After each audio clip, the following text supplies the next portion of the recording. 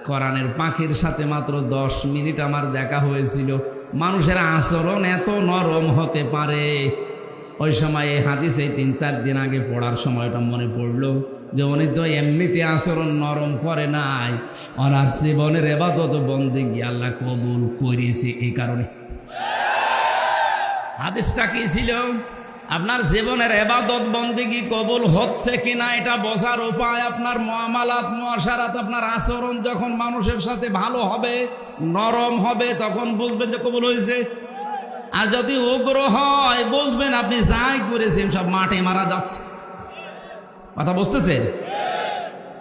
নবীজির সামনে চিৎকার করে কথা বলার জন্য আল্লাহ আয়াত পর্যন্ত সাহাবীদের নাজিল করেছিলেন।